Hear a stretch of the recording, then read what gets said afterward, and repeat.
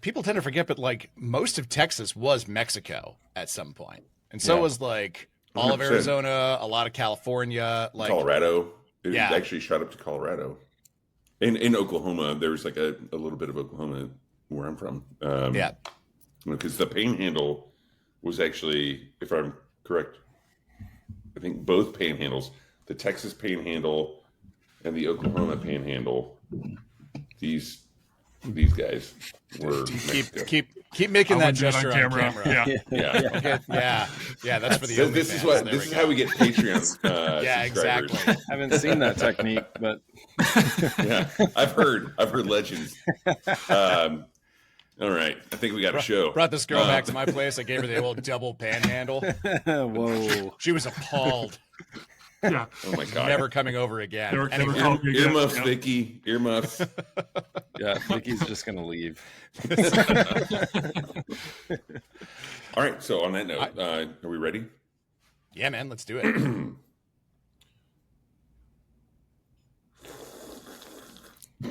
Oh yeah. Oh yeah, baby. That's what the listeners come here for. Oh my god. Glad he's enjoying it. Why did I do that right before we go on? All right, here we go. So you don't shun the devil with your rock and roll load. Knows that country music's gonna save your soul. The devil runs his groove in them rhythm and blues that sand. It's gonna get you some in the end. Welcome back to the Speakeasy. I'm Damon Bolte. And I'm Greg Benson, and it is officially spooky season here in New York City. A lot of openings, a lot of new little spooky pop-ups happening. And Damon, I actually want to talk to you. It's already Christmas in California, according to the stores. Well, you guys are 3 hours, 3-hour time difference, so that makes sense. I mean, yeah, exactly. Who knows?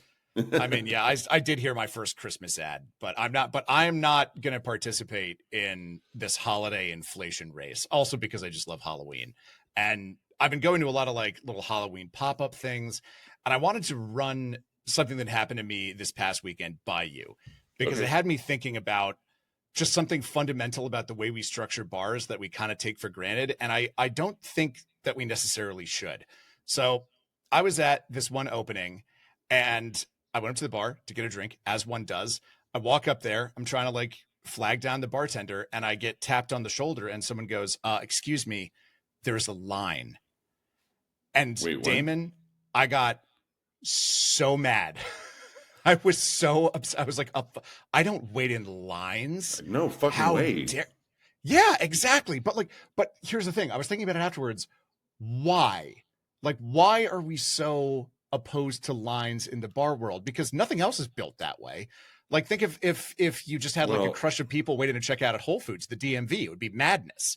So like, why do you think it's built this way? Geez. And I have some theories. I've been doing some navel gazing about this, but like, I don't know. What do you think? What's your take on everyone having to like run up to the bar like a salmon swimming upstream looking to spawn? Like, why do we like that?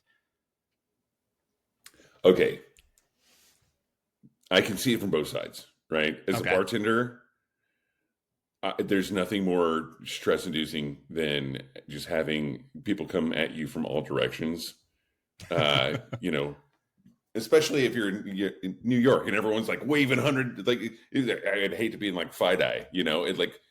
They're platinum cards now, but basically, yeah, totally same idea. And there's a famous Del DeGroff story about that in Olives, and this lady who he made a customer for life based on this situation. I won't get into it because there's more to this than just that one situation.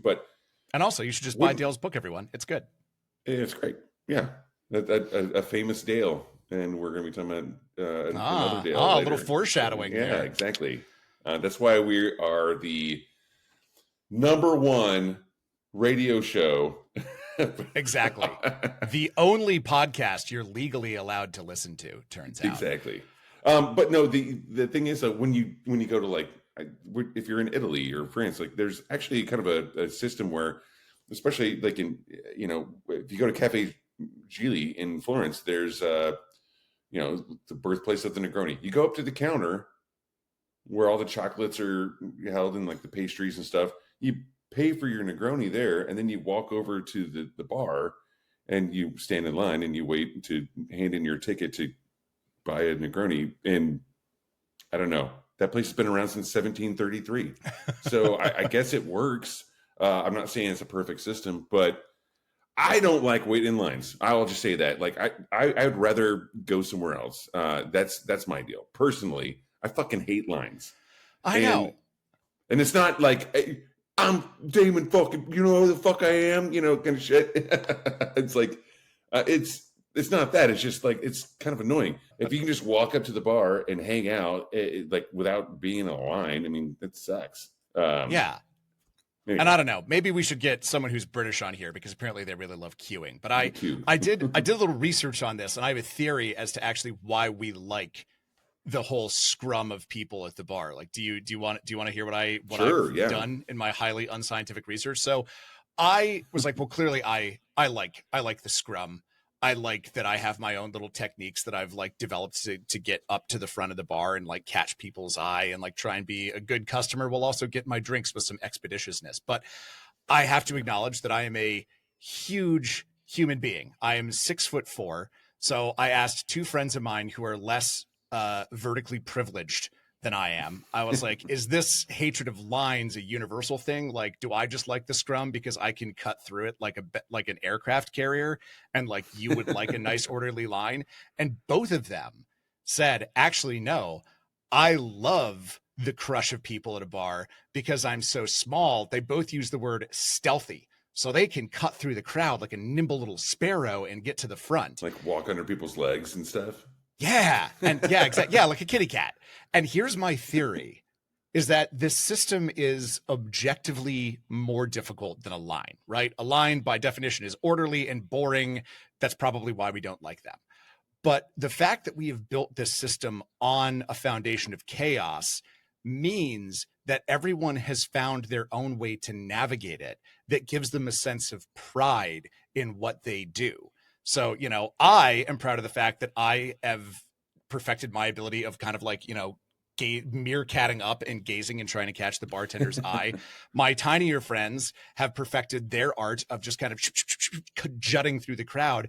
And I think for bartenders, having a handle on that chaos and getting to kind of flex that you've got like a running list of who in the dozens of people are waiting for drinks is next, and being able to point to someone and be like, I got you next, bud. That's a little bit of a flex too. So we built this thing that is unnecessarily complicated, but we all like it because it lets all of us develop our own adaptive techniques to show off.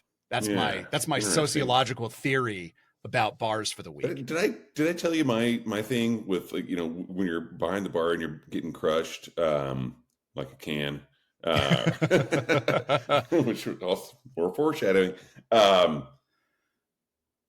I you know, like when I would always work the point of the bar. So I've got like two sides, you know, the corner of the bar and just full of people trying to get drinks.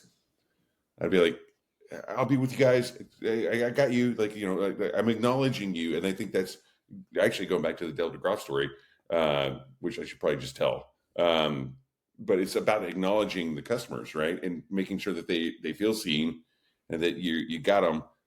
But then also you have to be in control of that situation and be like, hey, I'm going to be with you. I'll be with you in 2.5 minutes. And I'll be with you guys in like 5.5 minutes. I always throw out the half. Because then it's like it sounds more exact. 5 minutes sounds like a lie. 5 minutes and 30 seconds sounds like, oh man, shit, this guy's got it down. Totally. But also, I know my own speed, and I actually, like, I had people call me out on it whenever I finally get to them, and they're like, "Wow, actually, I just timed you, and you got to me in 2.5 minutes." I'm like, "Yeah, I do this all the time." All right, so what the fuck do you want? Because now you're making them 5 minutes and 45 seconds. But so the Del DeGroff story, he was working at the Rainbow Room, and, you know, he's got all these like Midtown Fight-Eye, whatever dude bros and, you know, suits waving $100 bills in his face. There's this smaller petite lady who's just trying to, and it's one of those bars where, you know, at the Rainbow Room, at the top of the Rock, you know, no bar stools. during happy hour and whatnot. So it's like a cattle call kind of situation. Anyway, he sees the lady and he says, "Miss, I'll be right with you. In the meantime, we just got these new olives. You got to try these olives." So with a skewer, he hands her these olives, and she's like, "Thanks." And he's like, "But I'll be right with you." And then, he's smiling the whole time. He's got Dale DeGroff, big grin, and then it comes to be her turn, and she's like, "Miss, I'm sorry for the wait. What can I get for you? How are those olives?" And she's like, "Oh my God, these are like the best olives ever. Like, I'm so glad you got these new olives." He's like, "I know, right? They're so good. So what's it going to be, miss?" She's like, "I guess I'll have a dirty vodka martini." And he's like, boom. He'd already made it for her. The power of suggestion, but also he'd also made a customer for life. Famous Dale. And also another thing that we want to talk about today is cans. Another famous bar and bartender in New York City, at Milk and Honey. I went there one time, and Sam Ross, the inventor of the paper plane and the penicillin, which you can get literally anywhere in the world these days. They had cans of. I saw when he opened up the refrigerator, cans of Coke and ginger ale and soda water and stuff like that. And I was like, cans. I kind of thought this place would have like bottles of the stuff. Like, why cans? And Sam Ross said, you can stack them, they get colder faster, and they don't shatter. And I was like, all right, I'm switching to cans now. Yeah. So we talked about Dale DeGroff. We talked about cans. Introduce our guest today.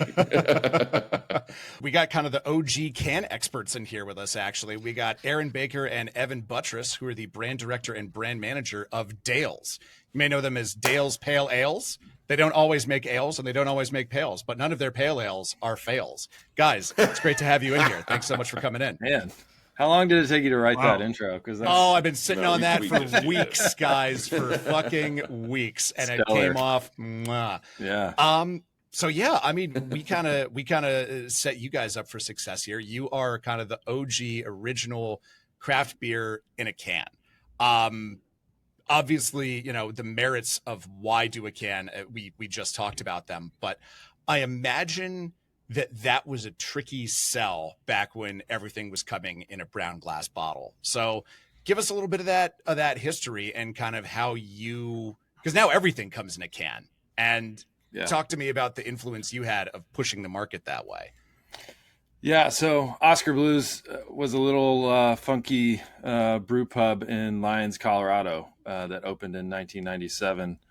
And our founder, Dale Katechis, was a home brewer. At the time, it was really just a restaurant, and the beer was sort of an afterthought. And then in 2002, the restaurant actually got a spam fax. It used to, like, we get a spam email. You used to get a fax. Which sounds just diabolical. The past just sounds like a more polite era. Sort of, except you have this machine that's just like spitting out paper at you with an advertisement with the pull tabs on the sides. Yeah, nice. So the fax was advertising a hand canning machine. And the beer had started to take off at the restaurant, and Dale sort of laughed it off at first, but then thought about it more. And being there in Colorado, it was all about getting outdoors and getting after it, and cans just made a lot more sense to take on a mountain bike ride and a fly fishing trip or whatever it may be. They don't break. Exactly. And so they did it. And you're right, at the time, like, glass, especially in craft, just dominated the market. The only beer that was served in a can was sort of the big domestic granddaddy's piss beer kind of stuff. So getting a Dale's Pale Ale, like a hoppy, just punch in the face beer out of a can, just blew people's minds right away. And it took off from there. So Dale's Pale Ale was the first beer that they canned. And then the second beer we canned was an 8% Scotch ale called Old Chub. So we didn't take our foot off the gas. We just went all in on, big aggressive beers coming out of a can. How much did you have to convince people? Because hating macro brews is like a foundational tenet of being, at least it was back in like the aughts and the 2010s, of being a serious beer geek. How much work did you have to do? Like, what was your way into people's hearts and minds to convince them, no, trust us, this actually doesn't suck? I have kind of an interesting story because I've been with the brewery for like 5 years, and so I don't have the whole arc of the precipice of canned beer. But because of that, I've gone back to like Rate Beer, Original, Dale's, the first couple reviews from users, which is a cool element of the beer industry. It's kind of still in its infancy almost, the craft beer thing. So you can go back and read online reviews of the people trying Dale's for the first time. And it's pretty mixed. People are pretty surprised that, well, holy crap, there's a ton of hops in this can and it's really fresh. I don't believe it. And then there is 50% that is, it tastes like metal. There's something wrong with it. They're just convinced that there's issues with their beer. And I'm certain it was a little bit of placebo. But I think knowing the history of the brand, it was proof was in the pudding. Drink the beer. We'll give you some. We'll start by handing out beers wherever we can, showing up at every party. It was definitely a grassroots brand, showing up at bike events, showing up at concerts, and just making believers out of beer drinkers. So it's been cool to hear a lot of the lore, but I think Baker was on the ground in North Carolina when probably there was no other canned craft beer out there. Yeah, I mean, so much of it had to do with hand selling people on the beer, and the can not only was better for the beer, it also made it way easier to transport, so like hand selling actually was easier because you could just bring a case right along with you and crack it open and sample people on the beer and they got the experience of seeing you, pour from a can and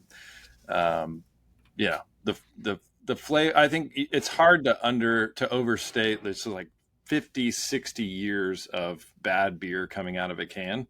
And then that experience of somebody tasting like a beer, a good craft beer with a ton of hops coming out of a can, just like blew again. It's like revolutionary.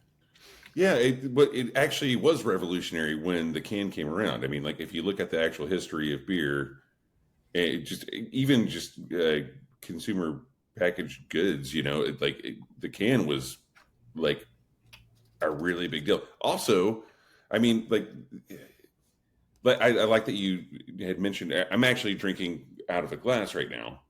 But you talked about like pouring from a can to a glass, and there is something there that,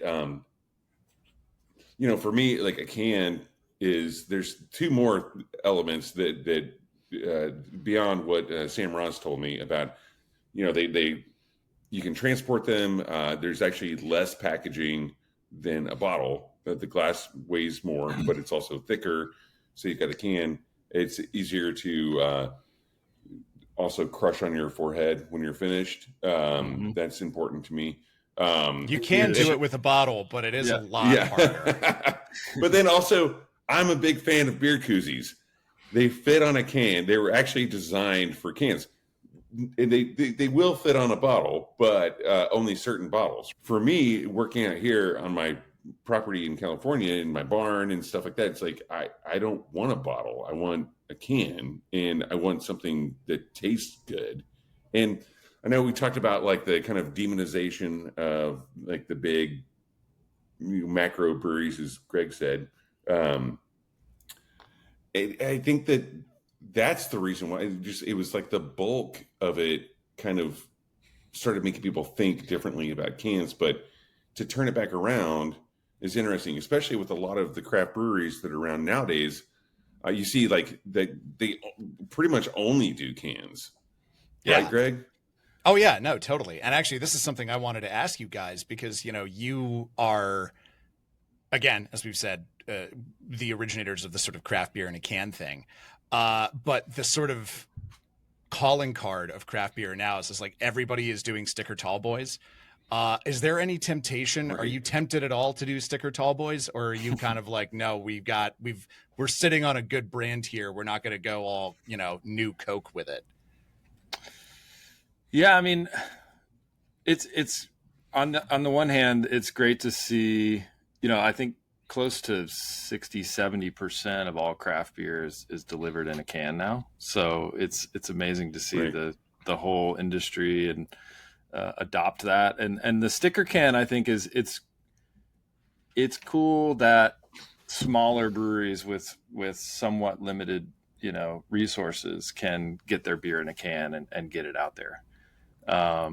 So you know, the scale we're working at is a little bit bigger than that. But still, just the access to good beer that a can, you know, allows you to do. Yeah, let's talk about that. I mean, like, let's talk about the juice in the package. You know, we've talked about cans for a little bit, but like, let's actually talk about the beer itself. It's almost like a social experiment in a way, like to put a craft beer in a can. It feels like you're still there. Like if I'm on stage too, if I'm playing a show, again, like I'd rather have a can sitting on top of my amp than a bottle because I know it's not going to topple over whenever I'm jumping around on stage. So there's a lot of things about canned beer that I think is really interesting. But let's talk about the beer itself. Well, I'm going to open a beer. So we. Oh man. Go Yeah, I'm glad I inspired you. Yeah. One thing I think is interesting about the kind of zeitgeist and arc of craft beer is we were revolutionary. And I want to go back to the can thing because Deviant Dales was one of the first 16-ounce cans of beer. So we were on the pioneering edge of that. Also, 19.2-ounce cans we were the first brewery to be canning a 19.2-ounce silos, which is the standard, which is like the standard gas station grabber at this point. So there was other things that I'm you know, speaking in the royal we, but like the brand is responsible for a lot of the Crowler too. The Crowler, yep, that was invented by Oscar Blues brand. No So shit, really cool. yep. Yeah. So there's all this kind of revolutionary stuff, and we pinned ourselves as kind of this revolutionary brand. And so what happens to a brand when everyone else starts picking up canning craft beer and hoppy beer and Old Chub. We had 1050. We made Mama's Pills a long time ago. Still make that beer. That was ahead of its time. So it's kind of going full circle now where craft beer isn't that revolutionary fringe cultural thing like Damon's kind of inferring is this is just kind of the standard. These are the beers people drink in the way that our grandfathers would just grab a case of I guess in my case old style. Now it's grabbing for an IPA, it's grabbing for a pale ale. We're hoping Dale's is kind of that brand where it's timeless, it's not chasing trends, it's resilient, quality. You're not pretentious, but it is well made. So we kind of toe a line between being sophisticated and being earnest, I guess, is where we stand. Yeah, and the beer itself, like, I mean, just talking about pale ale, you know, we've said it's hoppy, and it obviously was an extremely hoppy beer in 2002 compared to everything else For out sure. there. Yeah. But what I think makes it that classic sort of go-to now is how well balanced it is. Like it does have this like caramel kind of color and biscuity maltiness that balances those you know, citrus and piney hops that I think is lacking in a lot of like IPA, like craft IPAs of today that are just not interested in really the balance with, you know, the malty side of things. They're just trying to ramp up the hops as far as they can go. People kind of like leaned on that too much. I think that IBUs being like a major like kind of like swinging whatever, you know. I don't want to say that, but right, Greg. I mean, like there was like this period where it was like ours is more hoppy. We have the hoppiest beer, and it's like really okay, cool, but do you care about the flavor? Is it just about like the IBUs? For those listeners out there, it's the bittering units. So I don't know. Like to me, it kind of seemed like people for a while were caring way more about just how hoppy it was, rather than the actual flavor and drinkability of it. Honestly, and I think that's something that's interesting about Dale's Pale Ale. It's like you hit this IBU level that is still, you know, I live close to Russian River Brewery and, you know, Pliny the Elder. I'm like, you know, I'll have one every once in a while. It's rare that I'll have a second one because it's like really too it's like thick hoppy, you know, it's like really resiny on the palate. And like, and the cool thing about like what I found with Dale's over all these years of having it around is that it's pretty crushable, and not just because it's in a can. That may come from the origin story of the Oscar Blues Brewery to begin with, which was Dale setting up a blues bar in Lyons, Colorado, which is just 20 minutes down the road from where I'm sitting in Longmont, where our production facility is now. But there was a blues bar there, and they would throw parties. It was a huge, like, the beer was built for consumption, high volume, and that was the lifestyle of everyone at the brewery. And I think if it hadn't been that balanced, crushable beer, then it just wouldn't have had the life it's lived. But yeah, it was built for special occasions, or for at least for the party. Yeah, totally. For not just one, you know. It's the one to have when you're having more than one. Yep. Yeah. Nice. Well, let's talk about the future here, because you guys have a lot of IPAs that are coming out. Either, I guess, later this year or next year. I saw some, I got a little sneak preview in some of the info that you sent over for the show. And there are a lot of IPAs coming down the pike. And I wanted to ask you guys if you thought maybe, because we've been talking a lot here about how being a hophead was just like the cool thing in the 2010s. I mean, I'm not immune to this. Being an IPA guy was a load-bearing pillar of my personality for about a decade there. Yeah. But it almost feels, I think, both in terms of some of the beers that breweries are putting out, and just if you dig into the numbers, that maybe that wave has crested. I look at the fact that pretty much every style is kind of going down in consumption except for Mexican lagers, which tells you that maybe the pendulum is swinging back the other way and people want something that's just, you know, a fizzy little bread soda that gets them a little bit buzzed. So what do you think the future of IPA is? Because clearly you guys are keeping your chips on that number. Yeah, I mean, IPA is still king, especially in craft beer. And, you know, I don't see that. I don't think we're going to have like a wave of lagers that's going to somehow supplant all of the IPAs that are made out there. Really? I don't know. I think breweries are shifting a lot of their innovation, and they're focusing on lagers. But in terms of like a mass movement, like IPA was like a mass movement of drinkers that were just like, this is what we want. And I do think that there are people out there who are, look, it's like Damon was saying, like, you don't want more than one. That's kind of a microcosm of like beer drinkers in general. It's like your palate can get worn out, you know, and you just are like, I need something lighter. I need something more drinkable. And so I do think that we're seeing that shift. I just don't think it's going to be like this massive all at once, movement. The other thing that happened with IPA is that it lined up with the craft beer sort of craze. And so craft beer was on fire. IPAs were on fire. Those things were happening in tandem. Now we're in this space where it's like, yes, lighter beers we're trending towards lagers and lighter beers. But I'm not sure there's another like movement like the craft beer movement to go along with that. I think people are just having to like shift, the beers that they're making. So you're kind of alluding to some of the IPA innovation we've done. Dale started as pale ale. Double Dales became a beer right before we kind of made this transition to start prioritizing the Dale's name and expanding. So we actually took an Oscar's lager, and that became Dale's Light Lager.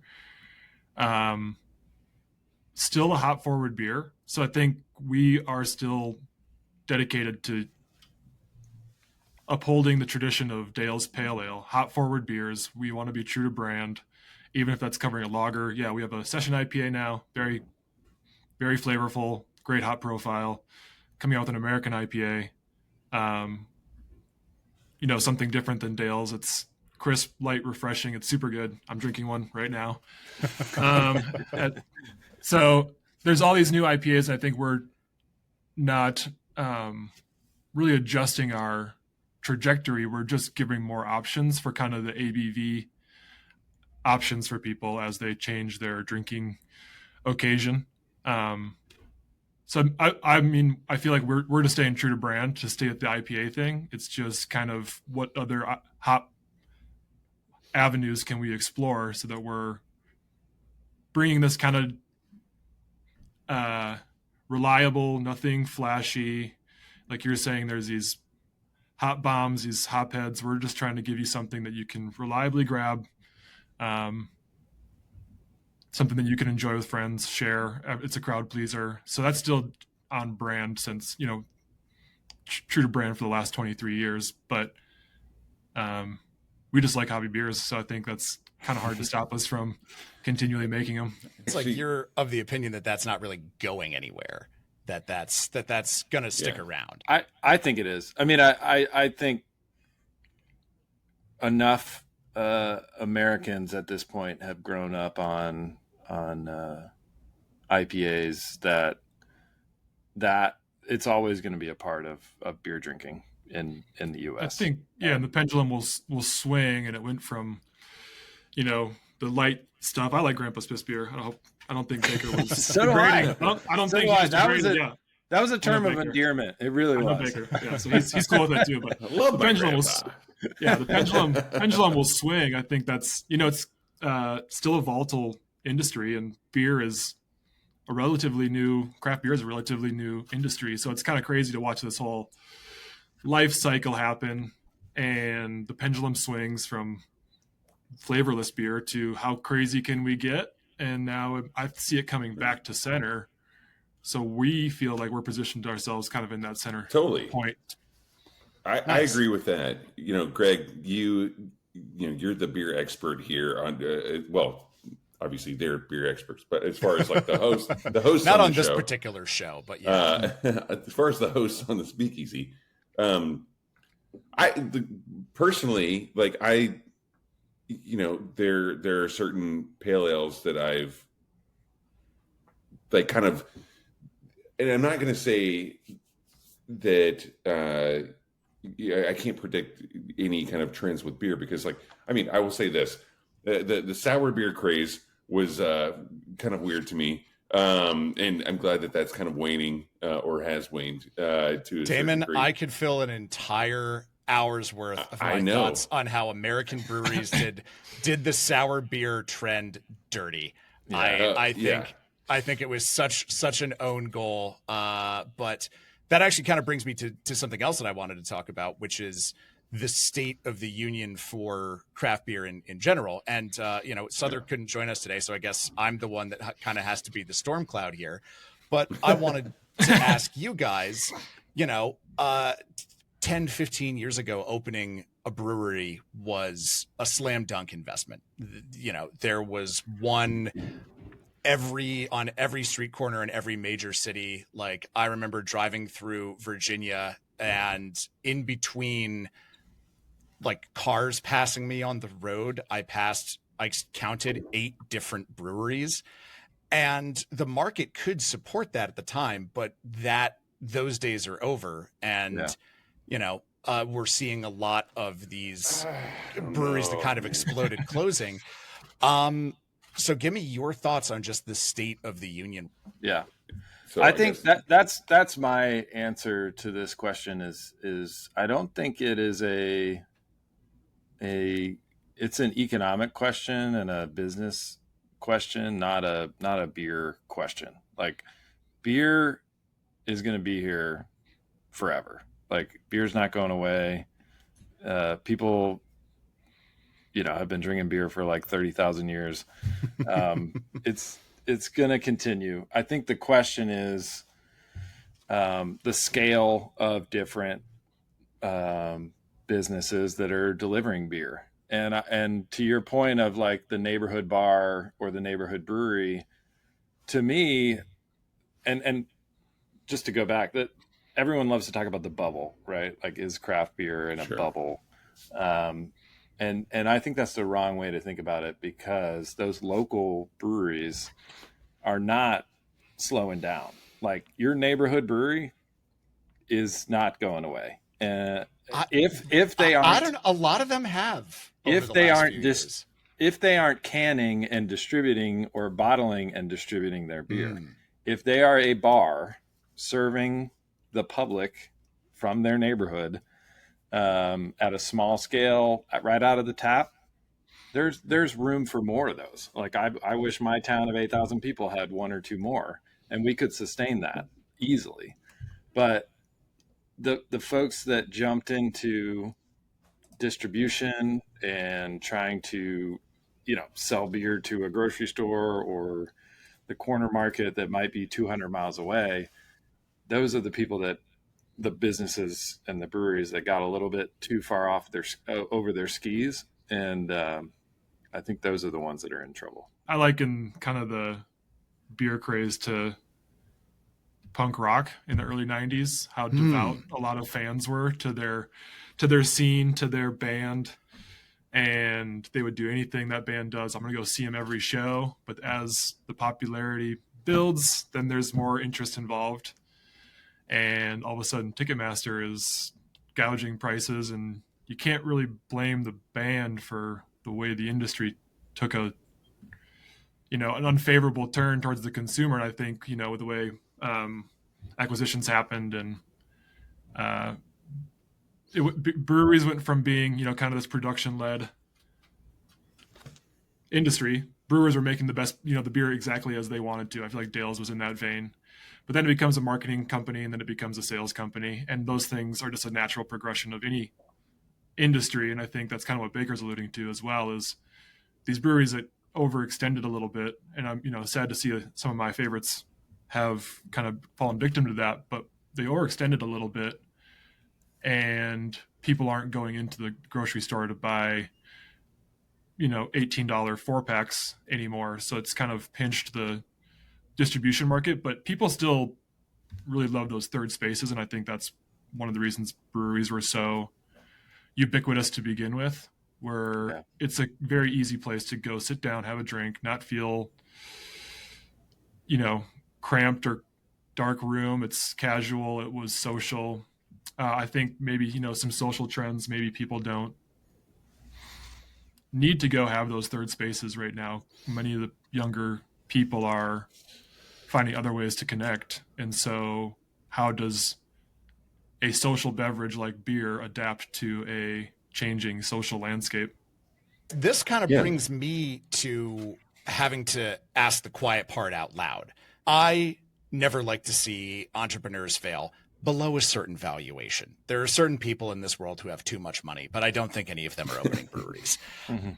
But is this sort of wave of brewery closures that we've seen so far in this decade kind of like a controlled burn for the industry? Like, is it clearing out a lot of folks that maybe got out over their skis, maybe didn't have the right combination of talent on their team, or just, had bad luck and they made a good product that didn't catch on? But is this good for the industry as a whole, that the folks that stick around are going to have more dialed in product, more devoted fans, and a better chance of survival as a result of this?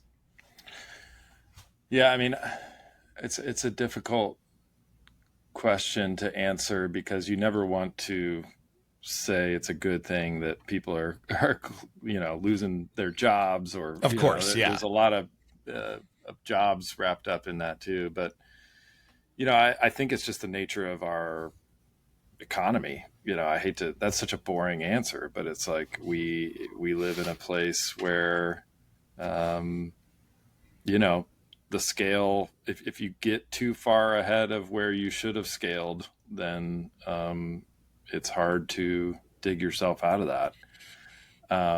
I do think that craft beer as a sort of subculture within the greater beer landscape did feel a little crazed there for a little while, just in terms of like innovation, just constant something new every 2 months For the sake of being new, basically. Exactly. And you're selling what's new, not what's good or what's timeless. It's just the latest thing. Classic, it's like it's a modern classic, There's a wrinkle in here too that should be addressed. It's distribution. People who are actually buying our beer. I like to consider the consumer first and foremost, but they are not the ones buying our beer from us. So it's what are our customers asking for, which is a little different than what the consumers are. And I think, like Baker's saying, was new, get us new stuff. And I think there came a point where, whoa, we can only manage so many SKUs, and it's getting hard for us to sell this story into retail and to bars, and our portfolio can only manage. We're going to cut it back to this many SKUs. And so I think, what you've seen is more like us focusing on what are we doing great? Let's just pick that lane and just go hard instead of spinning our wheels and throwing out new things. And like you alluded to, the sour, we did ourselves dirty on the sour movement.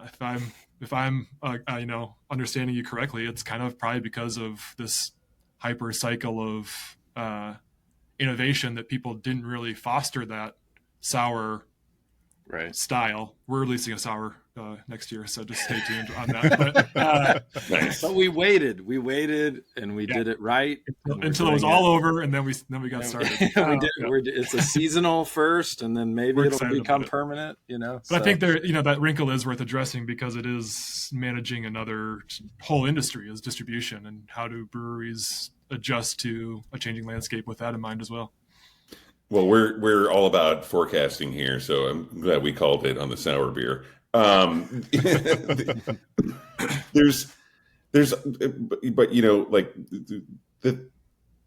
that we're having this conversation about Dale's, because it's confirming a lot of my thoughts on what Dale's Pale Ale is. I mean, just as far as like the Oscar Blue, like the original, like kind of like major SKU, right? Is Dale's Pale Ale.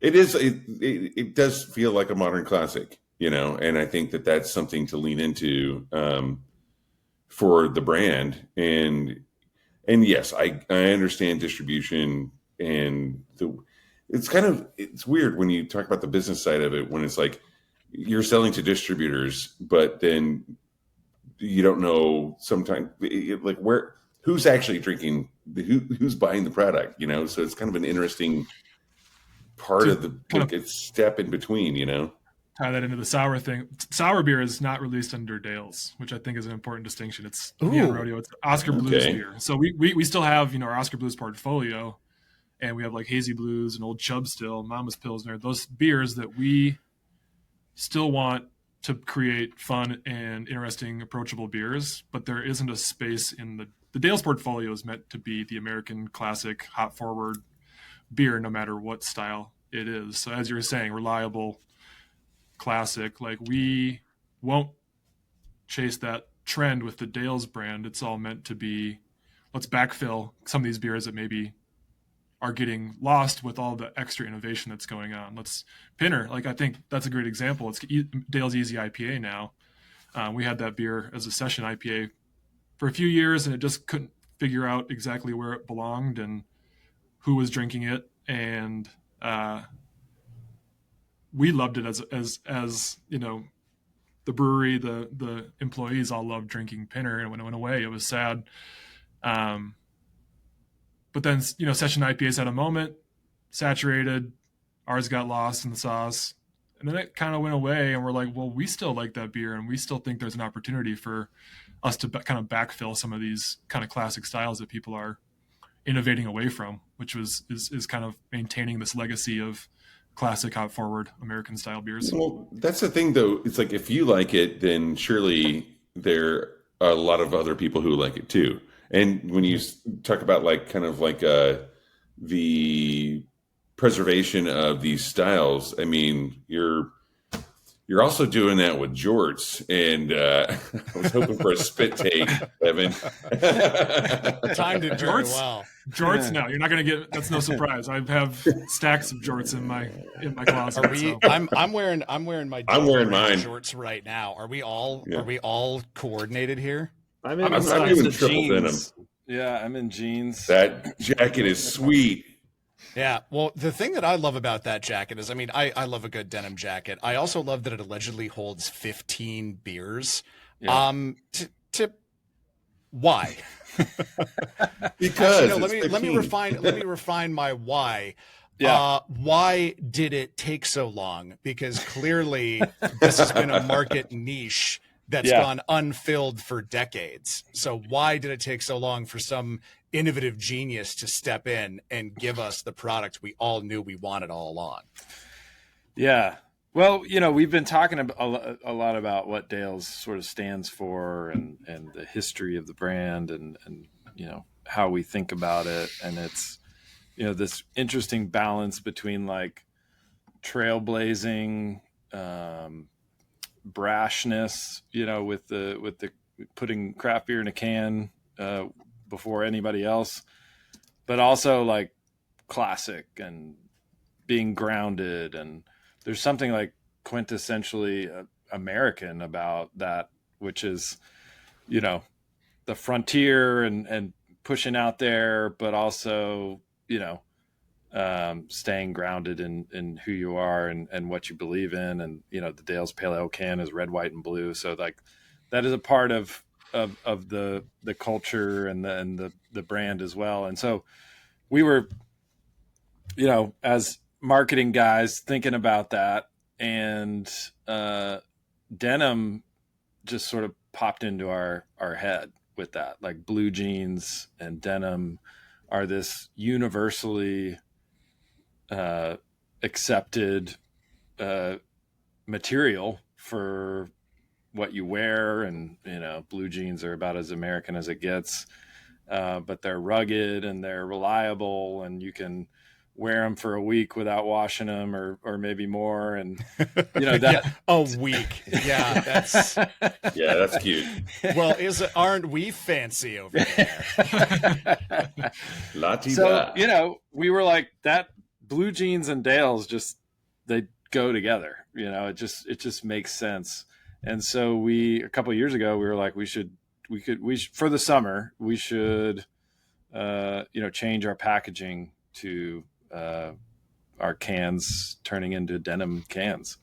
And so we figured out how to do that. And then we have all these fun items that we created, like the denim jacket that fits 15 beers, because of course you need a full 15 pack when you know, you're at a festival, you're going fishing, like whatever, you know. Sir, are you bringing any outside food into this movie theater? Absolutely not. No. Yeah. No food. As you can see, I mean? know. I'm only holding this popcorn, which I purchased here at this fine establishment. Yeah.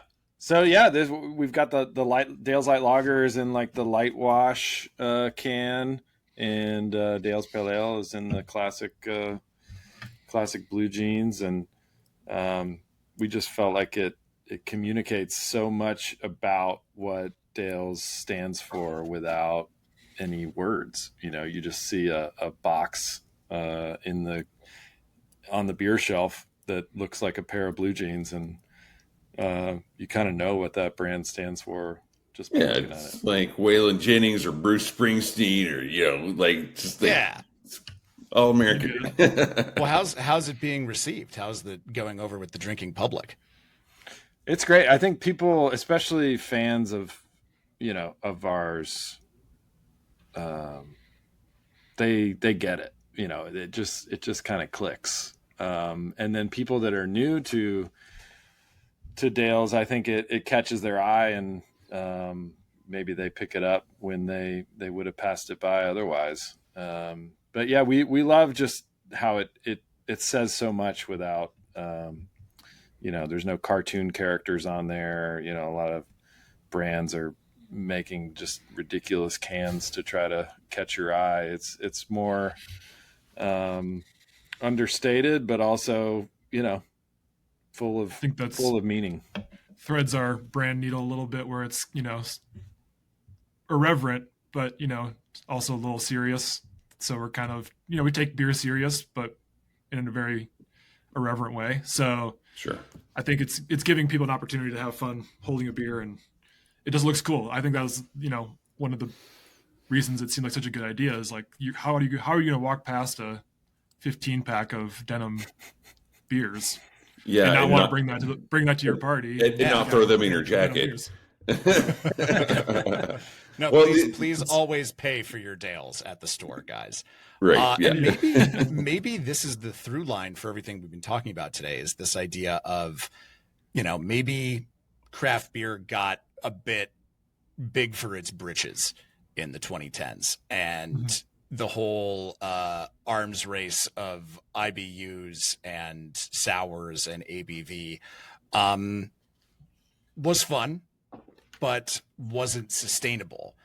And the brands that have stuck around, that have been able to build a following, that have been able to, create third spaces and or create lasting relationships with their drinkers, thread that needle of being very classic and timeless, while also kind of, being willing to take things seriously and experiment, but not being off the wall for the sake of being off the wall.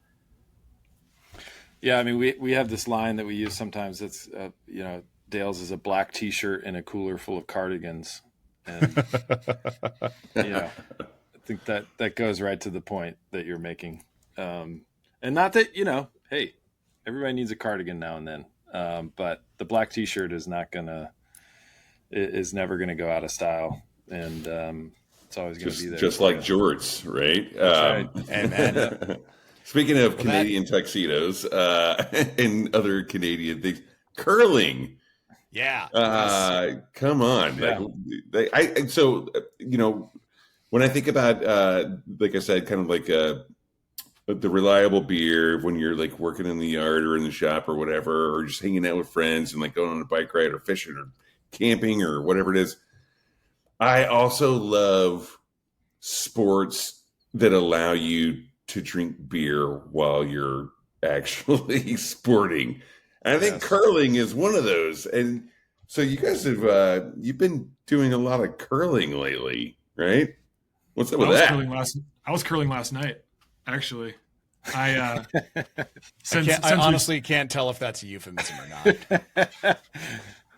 Well, 12-ounce curls. Yeah. 12-ounce curls. I'm in the local curling league now.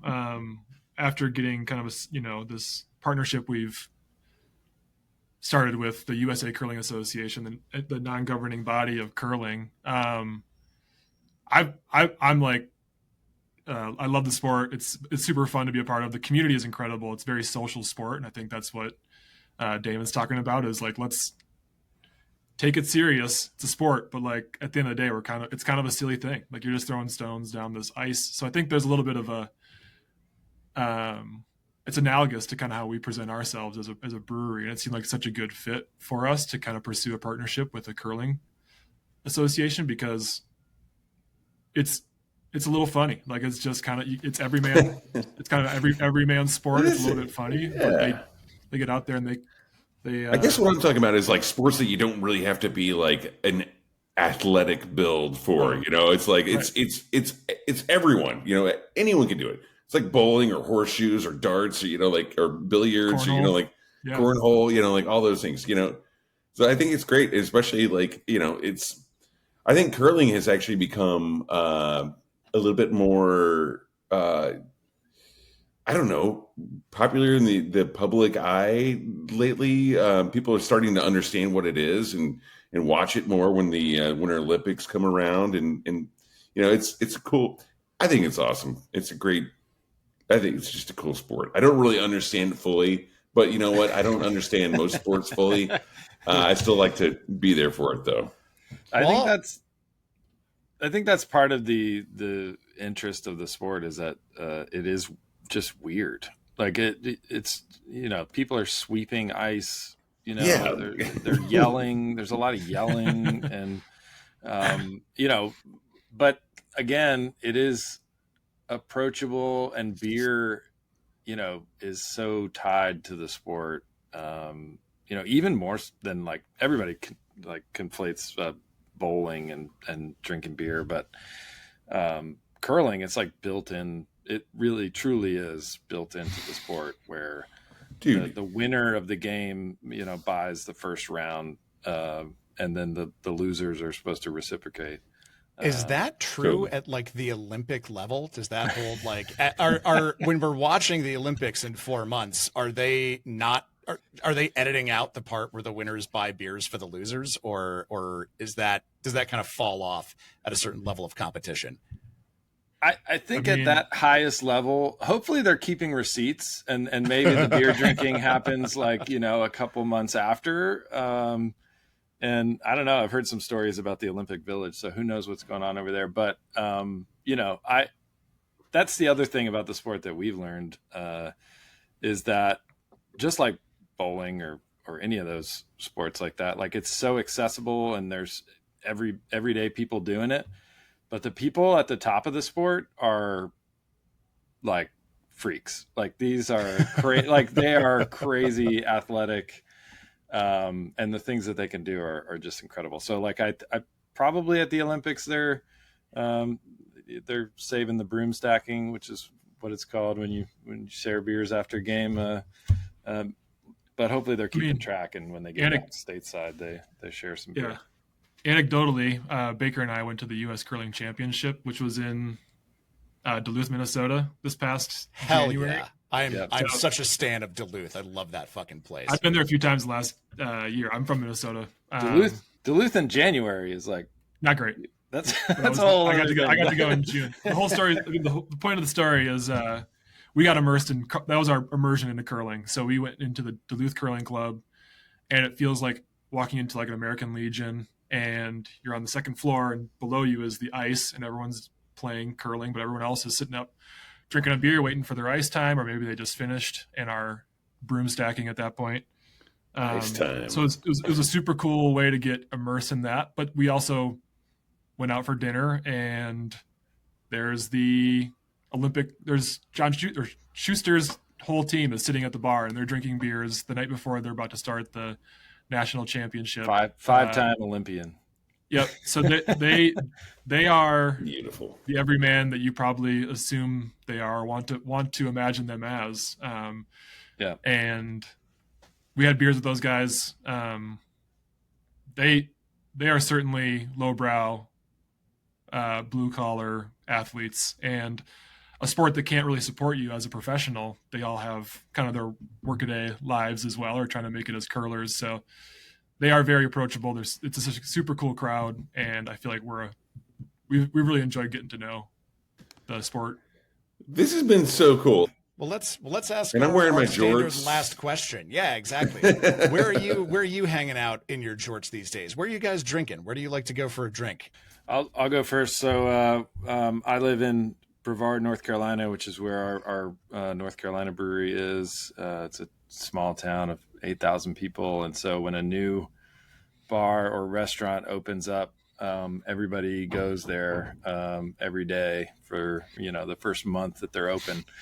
And we have a new spot called Territory Wine Bar. So it's a primarily a wine store and wine bar, but they do have beer, and they have a whole menu of Boilermakers. Oh, hell yeah. And so they've got one called the Ham and Cheese on Rye, which is a 16-ounce hams, a shot of rye, and a cheese stick. string cheese. And Amazing. Fantastic. It hits just right pretty much any time. But I love an ice cold Hams. I know I made fun of Grandpa's piss beer before, but I actually do. It holds a special place in my heart, and so I love Hams, and a shot of rye with a string cheese just finishes the whole thing off. Amazing. All right, Evan, are you a are you pull also- apart? Do you pull the string cheese apart, or are you a chomper? I'm more of a chomper. Yeah, me too. I don't have time. I don't have time to pull that thing Yeah, apart. exactly. We don't wait in lines. We don't wait in lines, and we don't fucking pull her string cheese apart. Vicky disagrees. She says it needs to be pulled, but It's meant to be. Well, Vicky's a more sophisticated person than all of us. yeah, exactly. Evan, what about you, man? Where are you drinking these days? I am in Longmont, Colorado, so I live 2 time zones away from Baker. But last time he was in town, we went out for tacos at Summit Tacos, which is a institute here in Longmont, and they serve Dale's Light Lager, so it's an easy choice for good tacos, good beer, great vibe. So that's kind of the local spot, and then afterwards, he and I would probably go to. Well, we definitely would go to McCarthy's, which is kind of our lowbrow dive bar joint. Nice. So. You guys gotta go to McCarthy's. It's a special place. Yeah, we'll come and hang out. We'll do a whole thing. We'll do that. And we'll chomp on some string cheese. How's that sound, guys? Yeah, absolutely. Perfect. Well, guys, thank you so much for coming on the show and talking with us. It's been awesome having you in here, and that is going to do it for us this week on the Speakeasy. But if the gaping pit in the heart of your chest still yearns for more of us, you can become a regular on our Patreon. That's where you'll get longer episodes with bonus content, no ads, cocktail recipes from all of our guests, and a free cocktail kit each and every month from our friends at Shaker and Spoon. You'll also get access to our monthly after hours hangout where me and Souther and Damon, as circumstances allow, hang out live and take your questions and invite our listeners to suggest what they want to mix and drink along with us.